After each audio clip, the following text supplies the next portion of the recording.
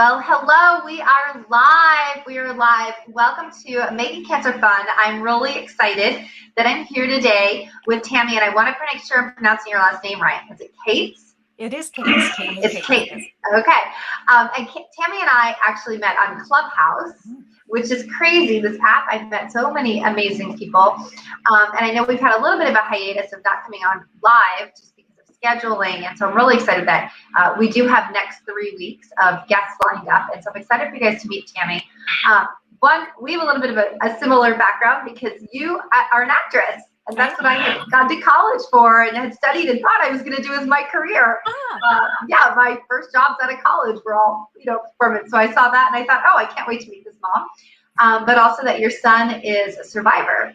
Yes. And now you're doing this incredible hike, journey, and all of that. So I'm excited to get to know you more and to hear your story, but also to share with other families what you're doing and to give them hope. We were talking about this before we went live, that when you're in the middle of that diagnosis, and particularly when you're in the hospital and all of the people around you are in the fight of their life, and you see so many families who are losing their children, it's like you kind of grasp to find who are those people who have the children who are the long-term survivors, and how did they get through and go on with life after that. So your background is in acting. So I'd love for you to kind of share a little bit about what you were doing, where you were at life before your son got this diagnosis.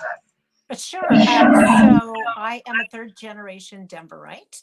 I started doing theater as a kid and followed my boyfriend, fell in love with a boy as a preteen, followed him to college, studied theater because I was doing theater in Denver. And then when I graduated, I knew I wanted to do more than just, at that time in Denver, there was only community theater and I can't sing, can't dance. So I didn't go to New York. So I came out to LA. It took him 2 years to follow me out, but I married my childhood sweetheart. We've been together for many decades. We were together for 10 years before we got married. And I have just never veered from that path. I've just always pursued acting and the art of, I look at it as an artistic choice, and how I express myself is through my acting. And I think it's so interesting because here you are, you spent your life playing characters. I mean, if you think about it, every play, right, has to do with a conflict, a drama, a trauma, something like that. So here you spend your whole career playing characters going through these extreme circumstances, and then bam, now you have that in your life. We have 2 boys, and the older son, he was 1 month shy of turning 13, and he was kind of a thin child, but then in puberty got a little hefty, which many boys do. And he and little brother were wrestling, and little brother must have hit him right on the nipple area, and Dylan howled in pain. Our older son is named Dylan, younger son is Seth. And I called the pediatrician, and she said we went to the doctors, and it was just gynecomastia, which is boys going through puberty get it. And I happened to make a crack that he'd been shaving since he was 13. He was getting a hairy back and a hairy butt, and he was just a hairy boy. But my husband, when I met him, and my husband was 16 and I was 14 when I met my husband had a full beard and mustache and a hairy chest. I was going nuts. And I've actually never seen my husband's face. He's always had a beard and mustache. But so I made a joke to the pediatrician about my hairy child. And she said, let's just run a hormone test. And his testosterone was 1,000 times higher than what it should, which didn't mean anything to me. I thought, like the Irish Spring commercial, he's just a manly man. And so she said, I'm going to order a ultrasound of his lower stomach area. And she told me she expected to find just a benign growth on his adrenaline gland that was maybe overproducing testosterone. Nothing showed up. I had pulled him out of 8th grade. He was for class that day. So she made an appointment for us the next day, pulled him out of class to have a contrasting CT scan of his chest. And I'm just sitting there looking at my boy, and the technician said, why is this man child? Because at 13, he was just so manly looking. Why is this man child here? And I said, oh, he's got high testosterone. she handed me her business card and she said, honey, let me know how this turns out. And I thought, isn't that sweet? She thinks my boy's cute. Isn't that sweet? 5 o'clock that same day, the pediatrician called and she said, I'm going to suspend with the courtesy of having you come into our office. She said, there is a mass the size of a cantaloupe sitting on his heart, pressing in his right lung. You need to immediately take him to the emergency room. And that became our cancer journey. I say but our son's, but really our cancer journey. Yeah.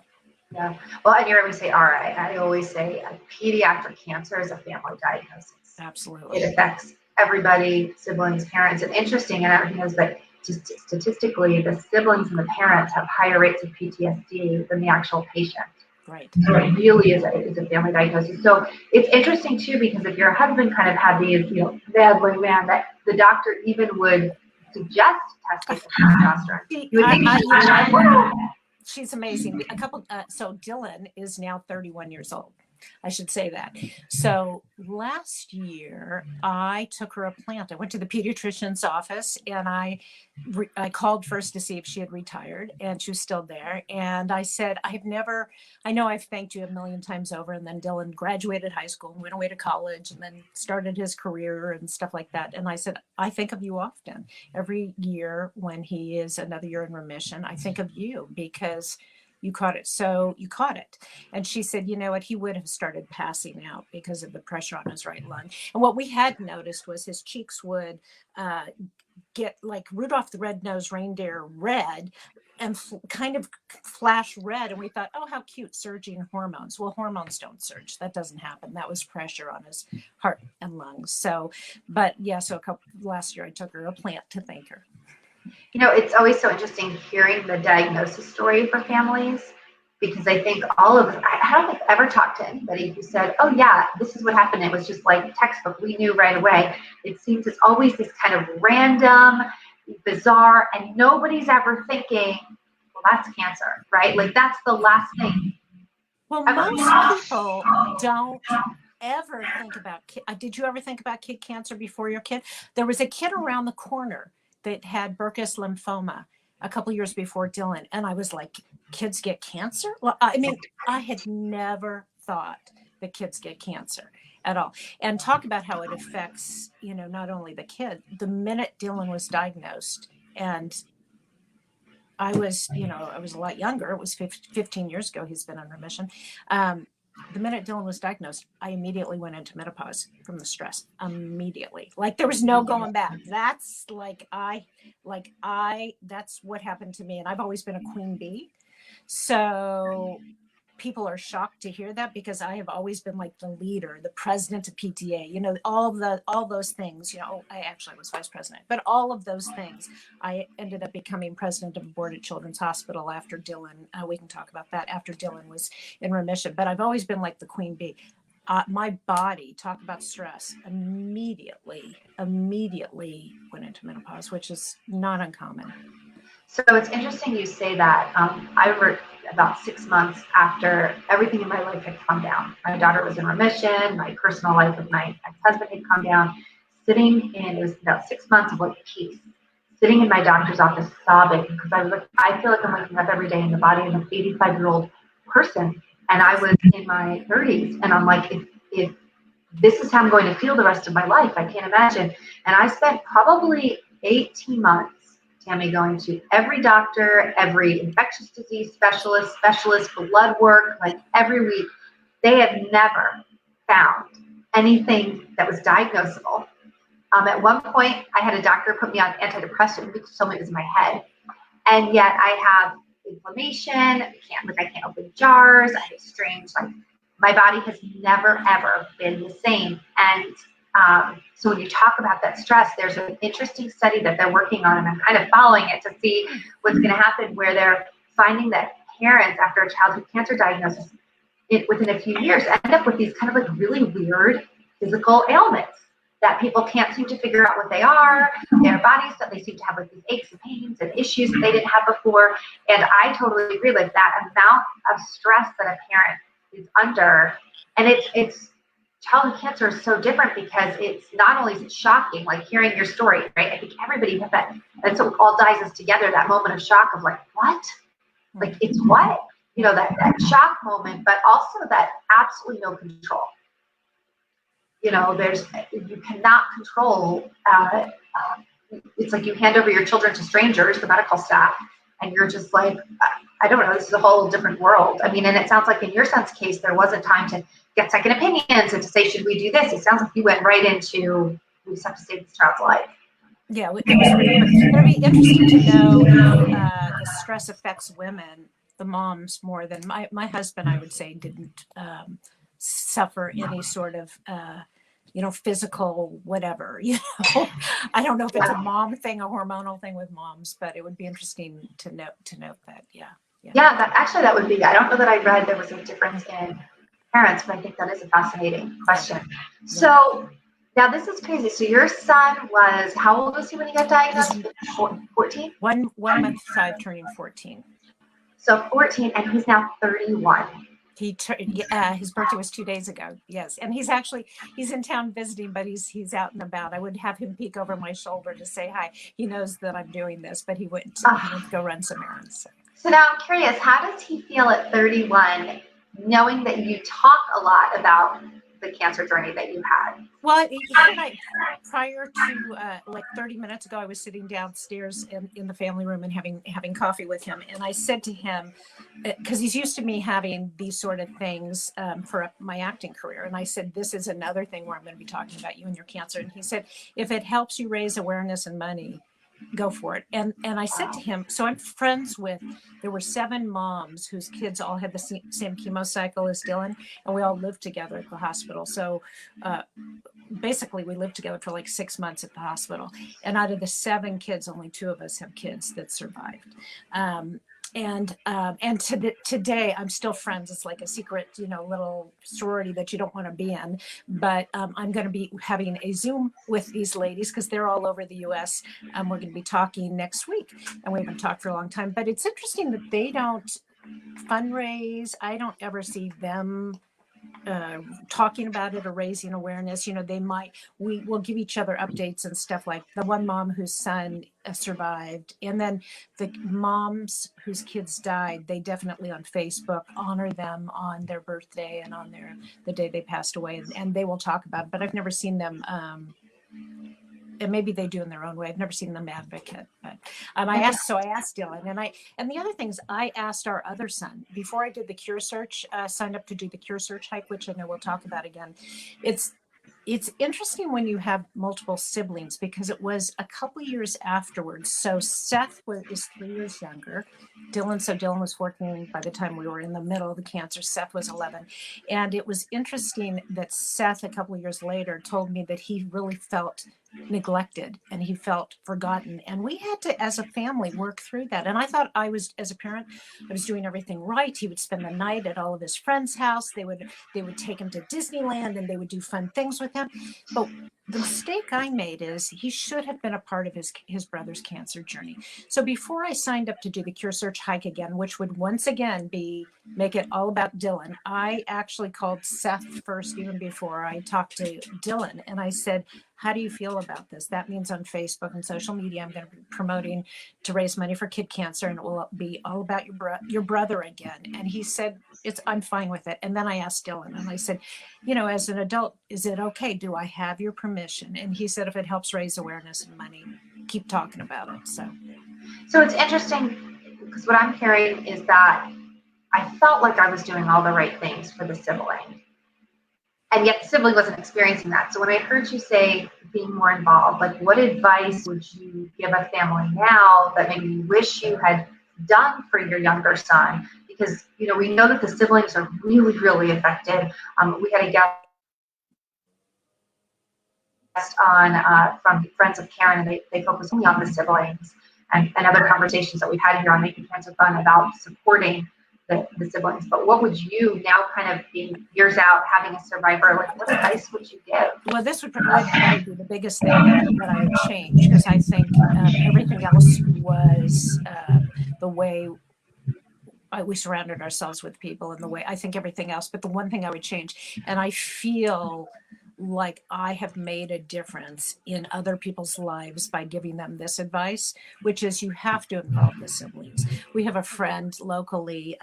She was a PTA mom, and she passed away a couple of years ago of cancer. And as she was going through her cancer treatment, she had a whoops baby. So she had a high schooler when all of her other kids were in their 30s, and she had this 15-year-old at home. And I said to her, you have to involve him. He wants to go to your cancer treatments.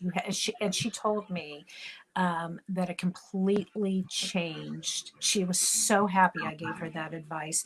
And when she invited him to come and sit at her cancer treatments and bring lunch and have lunch, and she knew that when she died that he felt a part of her journey toward the end. And I've told actually many people, we have another neighbor that is battling cancer right now, and I said, involve your daughters. She has twins in high school, and I said they want to be a part of this.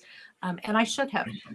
What we did was Dylan never spent one night without me, not one night. When we actually told him, when I got that phone call at 5 o'clock in the evening and I was making dinner, we didn't tell him. I ran out to the back room and cried. And throughout dinner, I just kept leaving the dinner table and crying. And the next day I took him to school and I went into his counselor's office and I said, something horrible. We just found out something horrible and our lives are going to change. I'm just waiting for the doctor to say that they have a room for him in the hospital. So we haven't told him yet. So the doctor called me. He was in his class in 8th grade. The doctor called me and said, okay, they've got a room for him. Pull him out of school, take him to class. So I called my husband and he met us at the high school. Junior high and high school were in our community, are in the same building. And they called Dylan out of class and told him to bring all of his stuff. And he's like, he saw dad, he saw my husband, his dad there, and he saw me. And I had his suitcase, a packed suitcase in the car. I didn't know how long he'd be there. And we surrounded him like a cookie. We put our arms around him in the middle. And I said to him, you will not spend one night. I said, they found something in your scan. You will not spend one night without me. I promise you. And he didn't. So what we would do during all the time I lived at the hospital with him is my husband would take Seth to school, elementary school, and then my husband would go to work for a couple hours and then he'd pick Seth up after school, and they'd always come to the hospital and they'd always bring dinner and we would have 2 to 3 hours together, and then Seth would go home. But what I should have really done is had Seth spend the night. I should have had him play hooky from school. I should have had him more a part of his brother's cancer journey. And of course, years after, we would be together as a family, and people, as opposed to saying, how is Seth, right in front of Seth, people would go, and how is Dylan doing? Yeah. And so I started noticing that, and it really, Seth is the coolest kid, and he's so mature now, and he's 27 and he's engaged to a great girl, and he's just got it together.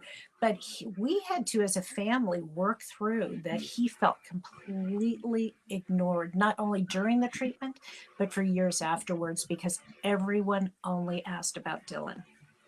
That is, it's such a great point, because one of the things when we had a conversation, I don't remember who it was, but how to support. Like if you're an aunt, an uncle, a friend, if you know a family that's being affected by cancer, how can you support your siblings? Mm-hmm. And that was one of the specialists, the expert who was on, had said that teaching the other people around you that when they see the non-cancer child, right, the sibling, of not asking about the cancer kid. Not answering about, and just, so what's up with you? What's up with your school? And you don't realize you're thinking like you're being helpful, right? So it's so interesting that having the adult, you're kind of confirming confirming that, and to hear that from the adult, like it would have been nice to have somebody just be like, what's up with your life? Right. And one of the saving graces, there's so much I just want to share, and I'm so glad you invited me to, because this is just, this was so much a important chapter in our lives that, of course, rocked our world and turned us upside down. But there's so much I want to share. So immediately, Dylan, when he was first diagnosed, we were at UCLA, and I was pacing the halls at night. He was there for about 5 days, and they had already put in a portacath, and then his mass was so huge that they actually they didn't want to do a needle biopsy. They actually removed a part of his rib so that they could get a cube size part biopsy. And so he had the surgery, and at 3 a.m. I was walking the halls, and this nurse came up to me and she said, "Honey, get yourself to Children's Hospital Los Angeles. The protocol may be the same for Dylan's kind of cancer," she said, "but the doctor that specializes that this germ cell is his kind of, that's what he specializes, is at Children's." So we had an interview with Dr. Marcio Malagalagian. We called him Dr. Marcio because his last name's so hard. That's a mouthful, yeah. Yeah, and immediately transferred our care. And as soon as we transferred the care and we started at CHLA, we found out that there was a teen group. And on the first day we went to this teen group, the parent support, not only the community of moms that I met that are my cancer mom friends, but having this teen group for Dylan, even on days when we would bring him home after being at the hospital week and a half, and he couldn't stop throwing up. Finally, they just let us IV him for hydration at home. He lost 35 pounds during his cancer journey, but on days where he wanted to go back to the hospital simply to go to the Teen Impact, it was called Teen Impact Group, and he'd have a bucket in his lap because he couldn't stop throwing up. I would wheel him to the group. He'd say hi to people, and then literally he was too sick to stay, and we would bring him back home. But not only emotionally did the Teen Impact Group make such a difference, because teens are really kind of ignored, and they're the ones that are going through puberty. They're not like 1 and 2 and 3-year-olds that don't really, their lives are not drastically changed by having gone through whatever their chemo is, and if they lose a limb or a vision, they haven't really been on that path. But a teen, it's like huge. These parents in the teen support group, so the teens would meet and the parents would meet, and on the first meeting, there was a mom there whose daughter had germ cell that was pretty severe, and she just finished it was her last meeting, and they were done. And I actually sat there sobbing because I thought, I need this support of another person whose kid had the same cancer. I sat there just sobbing that she didn't want to keep in touch. I tried to keep in touch with her, and it was fine, because once we just kind of started riding the wave of doing what we needed to do, I had other people whose kids had different kinds of cancers, but that for us and for Dylan made a huge difference. And that's the group I ended up ultimately becoming president of for 4 years. It was about 5 years after Dylan was done with his treatment. I became president for 4 years of that board, of the Teen Impact Board. And I would say that if you're in a hospital that doesn't have that, is reaching out and finding one in the community. There's a website, Bridges of Gold, which the Golden Voices podcast girls came and did an episode for me, and they're putting together, which is really cool. They're trying to take all of these resources and organizations that are all over the country, and they have a map on their website. You can click on your state and find these different, because a lot of times there's these organizations, but you can't find them. So they're trying to create like a directory so that you could go and have access to that. And you brought up another interesting point, Tammy, when I heard you say that you tried to stay in touch with that mom and she didn't want to. And I think that's something that it seems like everybody responds differently during and before.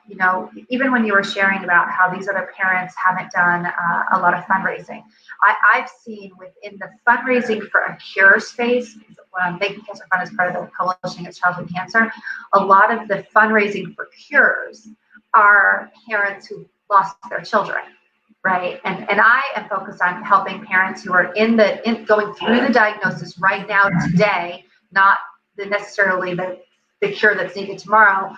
But I have to say, I wonder if my daughter had not survived, if I would be more focused on fundraising for a cure, right? And then it's interesting to me that you have families who just want to block this out, close this door. And I was talking to, she's a neuropsychologist, works with like the long-term late effects of childhood cancer survivors.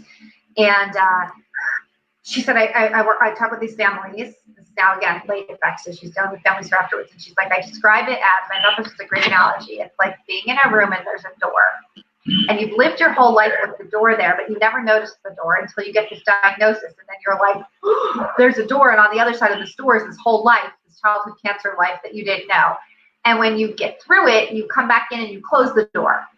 And she's like, it's interesting to see how people then continue to live their life with the door. Some people take all of their stuff and block it and try to cover the door to pretend the door doesn't exist. Some people go back and forth and in the door and they're really comfortable. And I was joking, I said, well, I clearly decorated my door with streamers and balloons. But that everybody hopes differently. And even grandparents, like I would say my mother, she has piled so much stuff in front of that door, she wants to pretend that door, that we never even saw it, you know? And that there's really not a right or a wrong way. Well, a lot of the moms, yes, absolutely. And there's a lot of the moms of my group, they had little kids. So when little Ava passed away of neuroblastoma, her mom, Michelle, went on and had 2 other kids. And so she was busy raising kids. And she did actually have a nonprofit, and her nonprofit that was very successful for a long time was to help families raise money and see what didn't have to be necessarily kid cancer, but what can we do to, you know, whether it was Disneyland tickets or if you need groceries, gift certificates. And she built in once a year, she'd have a big fundraiser luncheon that was always fun. I always took the train down to San Diego where she lived to do that. And then finally she felt like, I think she did it for about 10 years. I think she just felt like she accomplished what she wanted to accomplish, and her girls now are teenagers and stuff like that. So a lot of people just are busy with other kids and such. But listen, there's no rules, right? There's no response, right? So I'm curious, because you've stayed close with this group, and I heard you say that 5 of them have lost their children and 2 haven't. And particularly you, I think you're such a beacon of hope for that family who's getting that diagnosis. Like I even get, because you just are like, oh my gosh, does anybody live? And you want to meet those families that have, I mean, even for me, my daughter's just turned 15, so I think 31. And I'm like, and I remember like praying she would be 7. Like 7 was going to be the milestone to get to the survivors clinic, right? So I say 15, and then you say 31, and I'm like, oh my gosh. Because that is what everybody's praying for. Like, I want my kid to go on and have. So how do you deal with, particularly reconnecting with these families? Because I know one of the things that's been really hard with me is the families I've met who've lost their children, and that survivor's guilt as a parent of, you know, my kid lived and yours didn't, and it's not because I loved my kid more or was a better parent or any of those things, right? It's just like there's no answer. I have no answer. Why did my kid live and yours didn't? How have you dealt with that, particularly because you have this group that you're close to? Well, I can tell you very tragic story. One of the moms, the youngest out of the moms, her son at 4 died of neuroblastoma. So it's just amazing talking to you. And listen, this is a testament of medical science and research, because the neuro kids are living. And when Dylan was in the hospital, none of the neuro kids, none of them lived. If Dylan had been diagnosed at birth, they did not have the right chemo cocktail for his kind of cancer. And there is a good chance, we know 2 people who lost a brother and a father to the kind of cancer that Dylan survived, because back then they did not know. So this is an unbelievable testament. But the saddest thing is, so one of the moms, her 4-year-old died, and she went on and had 2 more kids. And then she was in her early 30s and always wanted to be an architect. So while she had these little babies at home, she was going to architectural school. She was an only child, Christine, and Christine was diagnosed with triple negative breast cancer and at 32 died. So her husband lost his firstborn child. And now today, kid cancer is not just teenagers. They're actually, I think statistically it goes to 30 or something, you know. And now they know, now today, people with women with triple negative breast cancer are surviving, because now they know. But when Christine was diagnosed, they did not have the medical science. It hadn't evolved. When her son was diagnosed with neuroblastoma, it was not, you know, they did not have the medical science. So this is just such a testament, talking to you and talking to your audience about the need for research for kid cancer. And kid cancer is the least funded of any cancer, which is mind-boggling. That's 4 cents of every dollar. Right. So my group, we are so tight. Like we feel like we just love each other. I don't have I don't feel like I do this out of survivor guilt, raising money and awareness. It's just my passion. And because I understand that research makes such a difference, money going toward cancer cures is so important. And so I don't have any, and I have never had a mom who's lost a child, even during the years since Dylan, and that's not in the group, but like a random mom I will meet. I've never had any mom not embrace me, because we know we have been through the same war together and the outcome was different. So I actually, that doesn't exist for me. That's so refreshing to hear, because I do know for me, I've never had a mom not be, I mean, most of the moms I meet, they're like so great to see how well she's doing, and they love to keep up in that positive. And it's more on my end, feeling like when somebody says, so how's Emily? And I'm like, she's great. And I feel bad that I'm saying she's so great, because I wish that was what you could say to me about your child, right? And so, yeah, it's an interesting dynamic. So it's refreshing to hear that. So tell me more about the Cure Search, because this is, well, I have two questions. So before we talk about Cure Search, with your son, how do you think, because obviously as a parent, a diagnosis totally changes our perspective, right, and who we are. How do you think, particularly because he was a teenager, so he had a different understanding of cancer, of death, all of those things, how do you think it's changed him? Well, I still remember, and I can actually get kind of choked up talking about this. So we didn't use the C word when he was put in the hospital. Like I was kind of in denial, because I kept saying, you don't know until you run more tests, and I'm not going to say anything. And he knows that they found a mass, but I'm not, And then one night, his friend called, a buddy from school, and I was just sitting there, and Dylan was on the phone in the hospital, in his hospital room, and they had already started chemo, and he on the second round he lost all of his hair, all of this hairy beast. I was just thinking you had this like hairy ape child. lost all of his hair, right? And so this kid named Max said, how you doing? And I heard Dylan's response, I'm doing okay. And Max said, so what's going on? And Dylan's response is, well, they found something. They did a test and they found something in my chest. And Max said to him, do you have cancer? And Dylan said, I don't know. That was Dylan's response that I could hear. And Dylan turned to me while Dylan had the phone up, and he said, Mom, do I have cancer? And I almost died. And I said, yes, you do. And he, I'm gonna get all emotional. He threw the phone across the room, and he turned his face into his pillow and started sobbing like a wounded animal. And our son, not only was he hairy, but at this point he was also 6 feet tall. And so he started sobbing like a wounded animal, and nurses ran in. They heard him shrieking, and Max is still on the phone going, I'm sorry. Dylan, are you okay? And I could hear him, and I was crying, and I grabbed the phone and I said, Max, it's okay. Dylan will talk to you later. It's okay. Just support him, and hung up. And it was, it was huge. And should I have told him before Max asked that question? I didn't know how to say the words. You had cancer. Did not know how to say the words. Right. Yeah, it's and we're really lucky, because Dylan had he had 4 months of chemo. Then he had open heart surgery. They just felt like they had to. They just felt like they had to go in and scoop it out. And then he had 2 more months of chemo. And he's lucky, because outside of his scars, and he keloided, but so what? He's a hairy beast again, and the hairiness is all covered all over the scars and stuff like that. But he didn't lose a limb. He went on. He's a strong kid. He's a big man, and he's going on to a really fulfilling life. And he has not had, as a teenager, there are teenagers that if they have brain cancer, they're affected.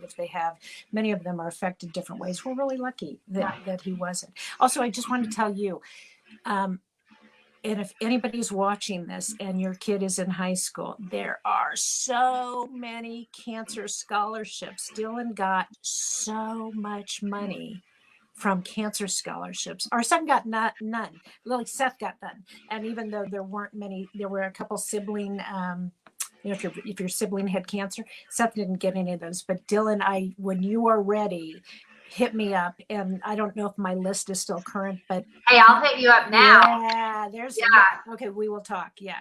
So and actually, I we a few years ago I had put out in our newsletter a list of a bunch of resources, and so that might be something that we can do again. I know that Emily was treated at Children's of Philadelphia, and they have on their website. So I will say this for any families who are watching: they have on their website a large list of scholarships, but that might be very different since you're in the West Coast, right?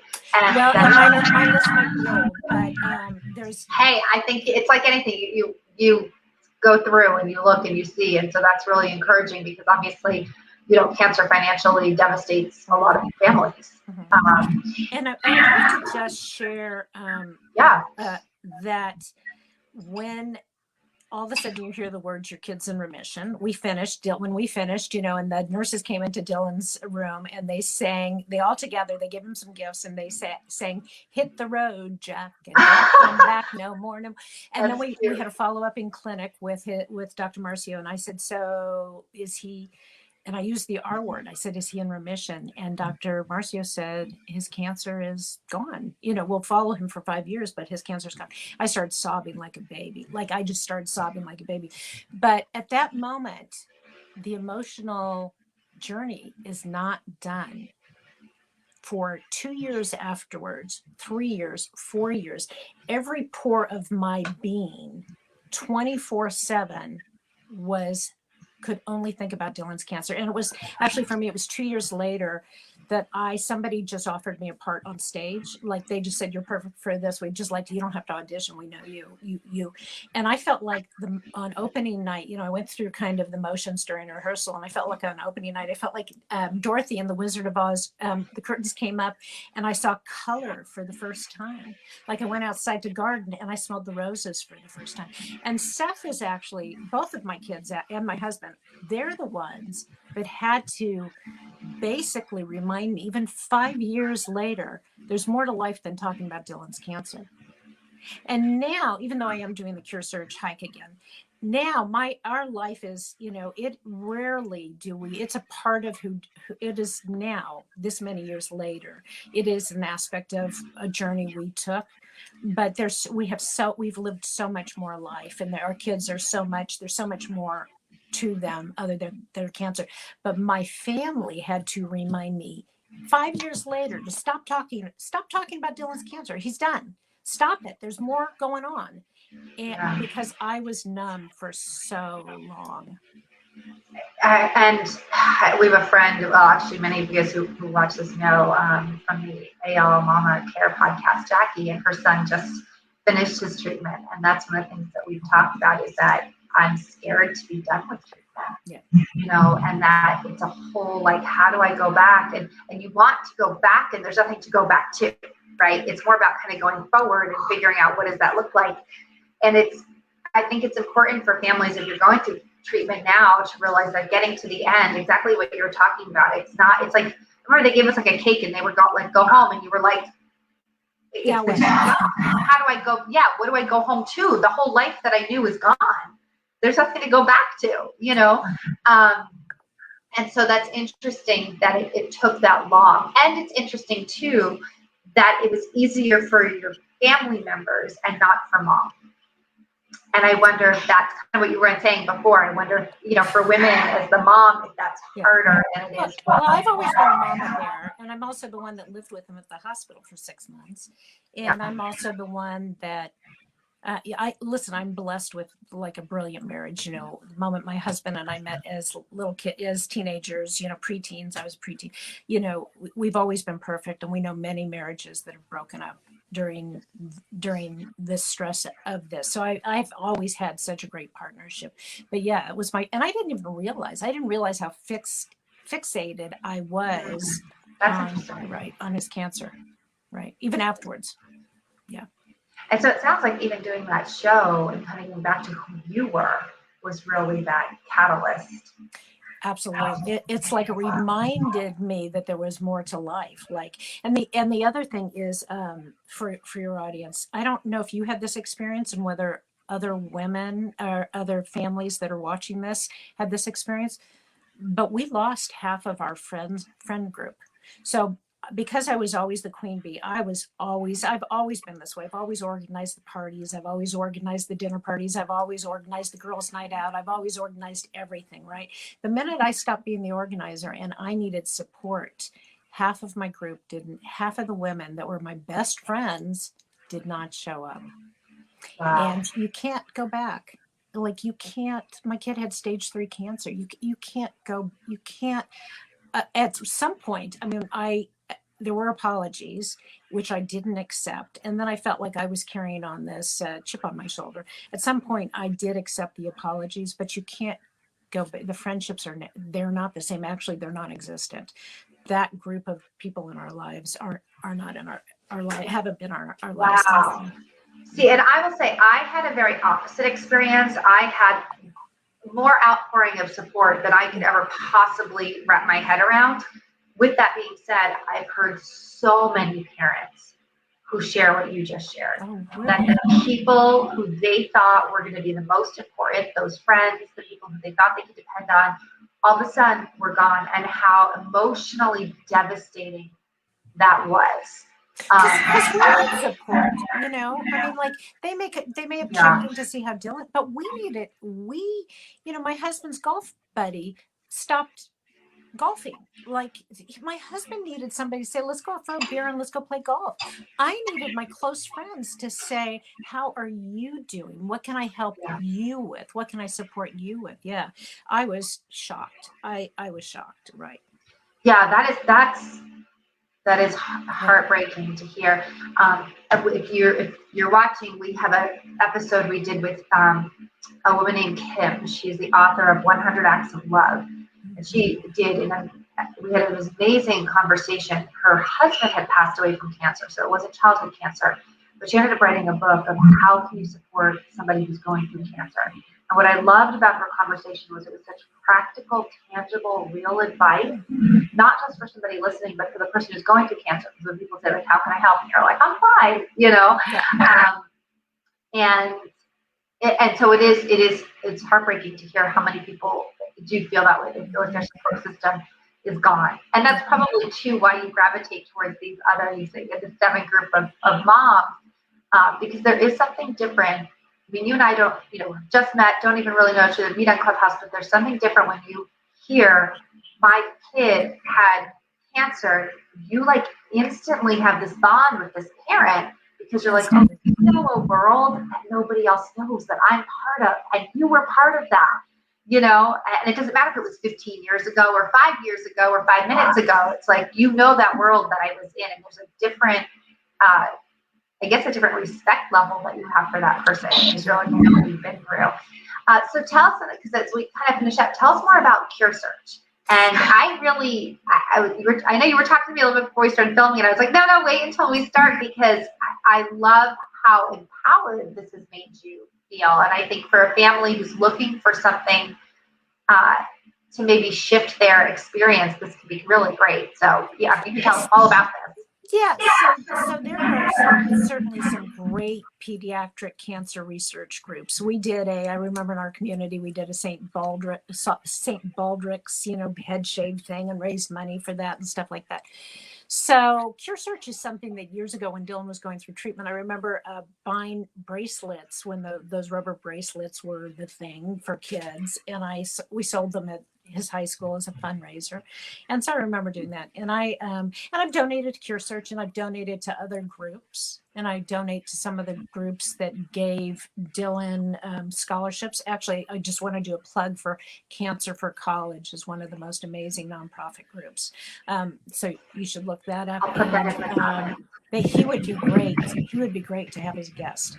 He's got, not only has he gone through cancer a couple times when he was a teenager and then a freshman in college, the fellow who founded it, but then he got the flesh-eating bacteria disease and lost both of his legs. And this guy continues to play golf. He's the most amazing man. He would be great to have as a guest. I should ask you too, because I'll post in the comments, what was the teen group that your son was a part of? Well, they don't have it anymore at Children's Hospital, which is horrible. It was there for 27 years, and they shuffled some money around. And we were just getting ready to do a Teen Impact was Maroon 5's pet charity. We're just getting ready to do another fundraiser with Maroon 5. And they pulled all the funds and the group went away after 27 years. All right. I'm not going to put that in the comments. I am going to put, though, your Cure Search link. So if anybody's interested, it will be in the comments. Great. So I'm going to hike 27 miles on the Pacific Crest Trail on September 18th. This is the second time I'm doing this. The first time I raised $7,000 for kid cancer. So I'm fundraising now, and I'm doing it not only to create awareness and money for kid cancer. So Cure Search is one of the pediatric cancer research organizations, but I'm doing it because it makes me feel like $1 million. And the bonding that you have with the other people that are doing the same thing, it's the most amazing thing. You should join. You should join us. You should join us. Everybody. She's at 27 miles. I'm like, dude, I can barely do 10 minutes on like a recumbent bike. You have to start training for it. Like right now I'm training for it, but it just is amazing. And then, so 2 years ago when I did it, last year was canceled because of the pandemic, but 2 years ago, so both of our LA raised kids live in Denver, which is where my husband and I are from. So do you know that that's where my daughter was born? You told me that. Yeah, my daughter was treated at Children's in Colorado. That's amazing. It's supposed to be a great children's. So when you said native, and it's funny because she's thinking about maybe going to college out there. And I was like, is that native blood? Something draws them back to the mountains. It's so beautiful. I mean, like, what's not to like?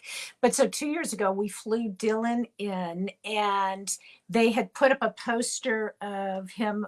We have a really intense photo, which is when he was very, very sick, and he'd just come home from having open chest surgery, and you can see his portacath scar and the scar where they removed part of the ribs, and then you can see the whole open heart surgery, and he has no eyebrows or you can see how sick he is. And so they made a poster as we were coming down the last mile. So everybody saw Dylan standing there with a sign that said, "Go Tammy, go," or "Hike." And so you see this grown ass kid. I don't know if I can say that.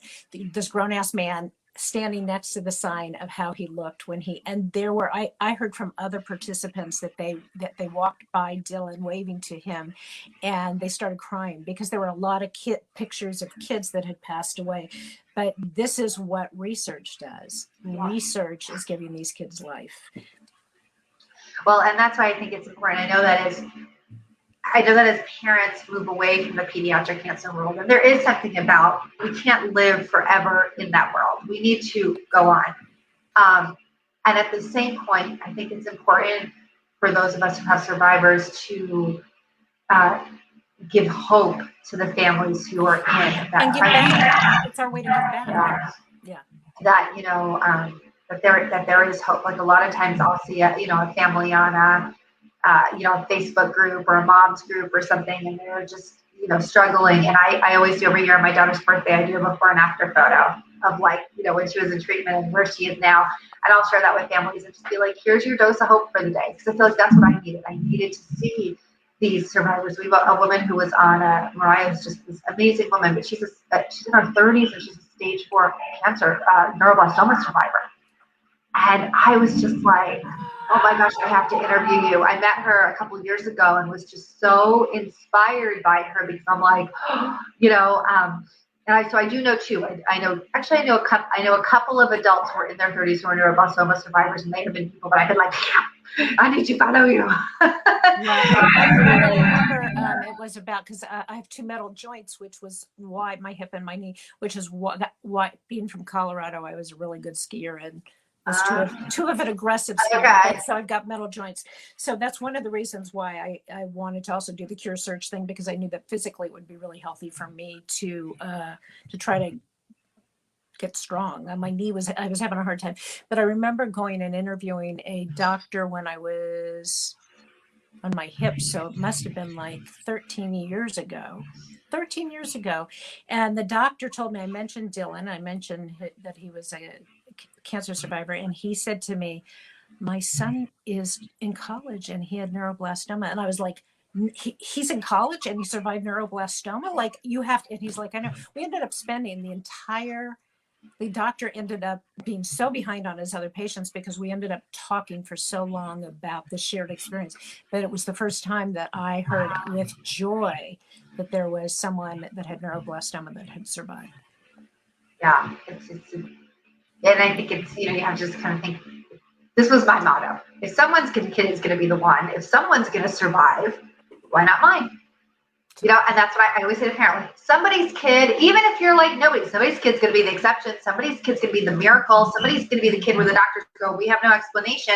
So if that's going to be somebody's, why not yours? Right. And that just became my, why not me? Why not me? Why not? Because so many people go the other way, right? Like, well, why me? Why my kid? Why this?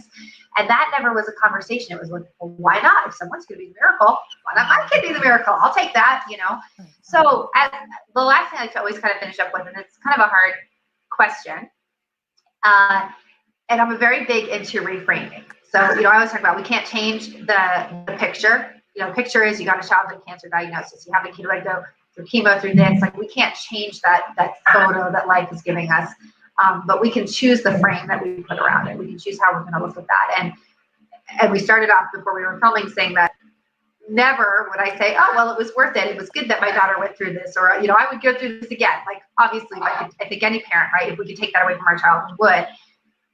Given the fact that we can't, it's like, well, what are the good gifts that came out of this? What are the silver linings, or how did that change my perspective, and how can I find gifts within that trauma? So for you, what do you feel are the gifts? What are the good things that you can say, either for you, for your family, for your son, that have come from one of the worst diagnoses a parent here? That's a really interesting question, and I've never thought of it that way. I think maybe the gift to give back, because probably if we hadn't gone through this journey, I wouldn't have raised I've raised, and with Teen Impact, thousands and thousands of dollars for, even the day before Dylan's open heart surgery, I sent out an email actually a letter, because there weren't computers back then, to the group that was following his cancer journey, and raised $15,000 in 1 week for the Teen Impact group at Children's Hospital. I've raised thousands, and I don't think I wouldn't have known about kid cancer.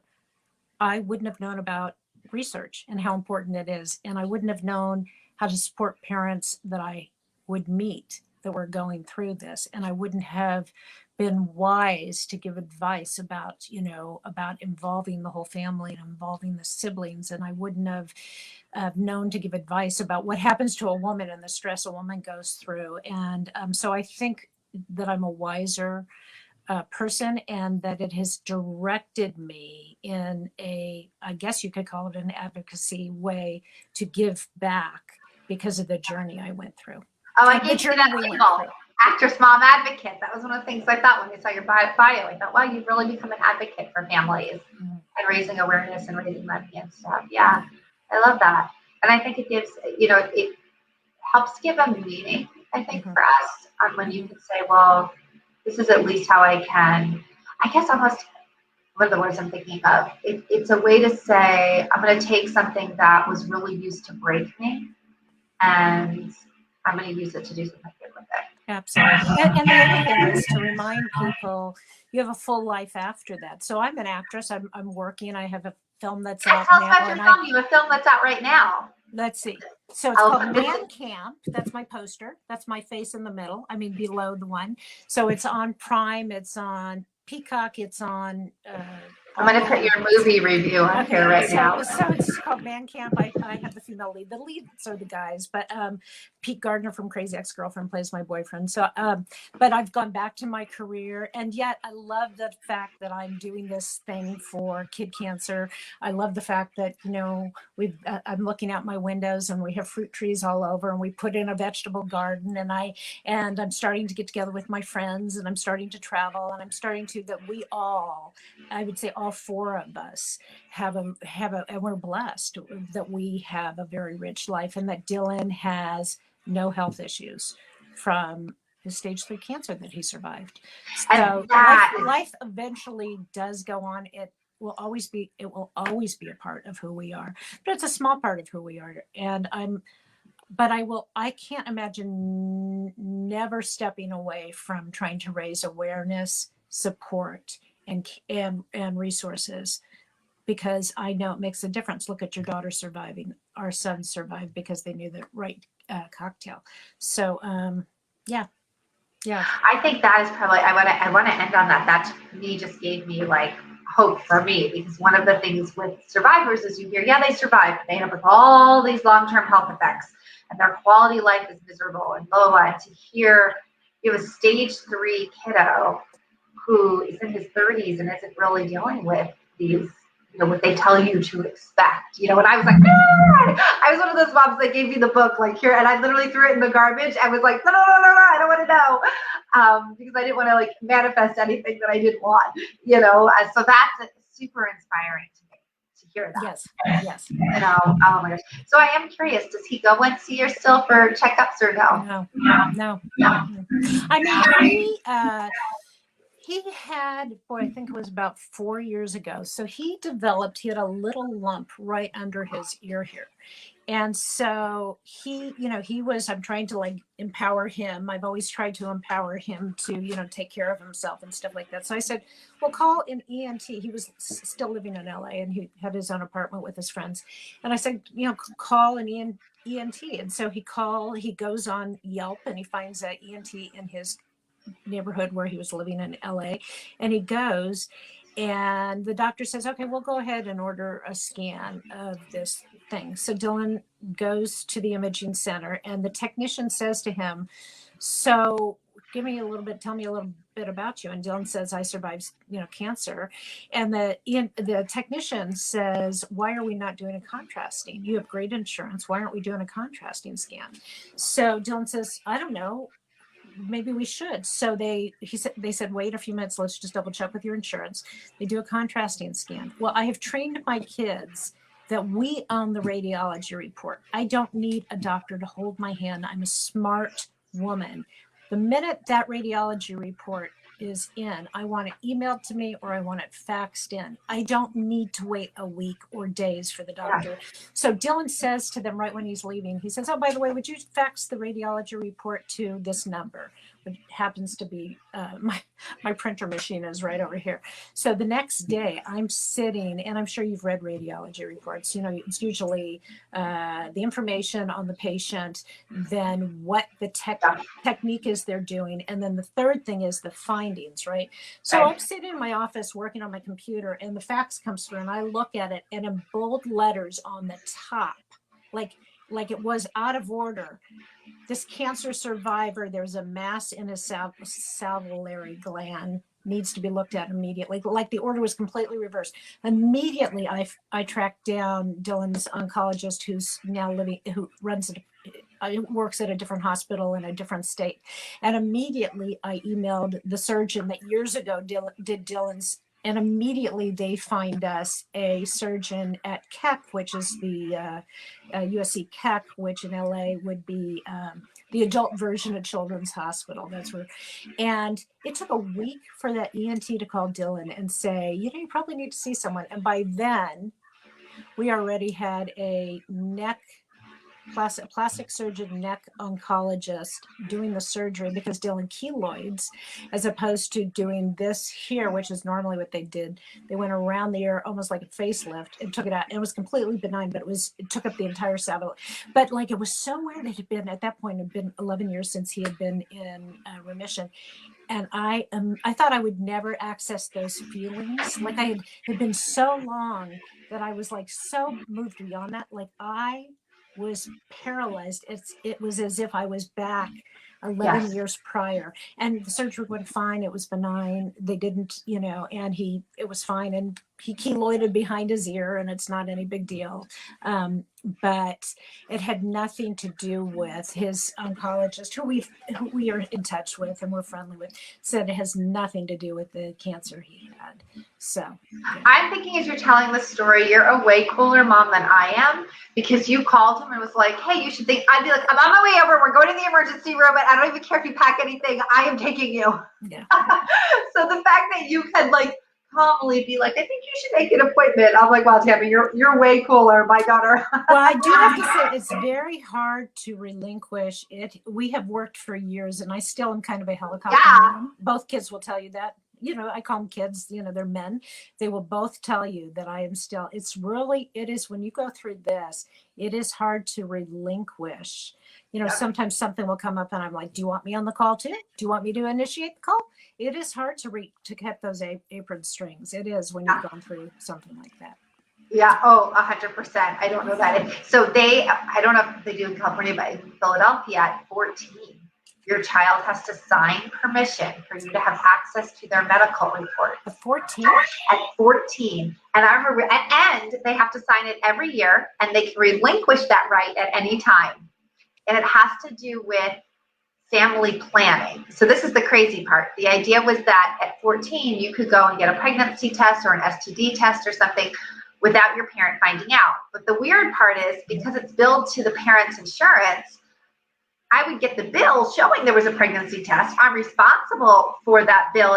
So if you're the parent and it's your insurance, you're responsible for that insurance and that copay or whatever it is, even though you're not allowed to know. They can go ahead and schedule without your permission, and then you don't have access to the results. I'm like, this is insane. But yeah, I think you remind your children that you are part of the team. And I think you raise them to know that you are always part of the team. I'm like, my daughter barely even knows. Like, I will say, even just a year ago, we were talking about something with BMT, and she goes, oh, that's what a bone marrow transplant is. And I was like, and we've talked about BMT for like 13 years. And she's like, yeah, now I get it. Bone marrow. So I'm like, you're going to put this child in charge of her medical history? It blows my mind. So I think you're right. Like, and she's been a couple times where she's been mad at me, and she's like, well, then I won't have my release. And I'm like, all right, kiddo, we're not like going to play chicken on this, right?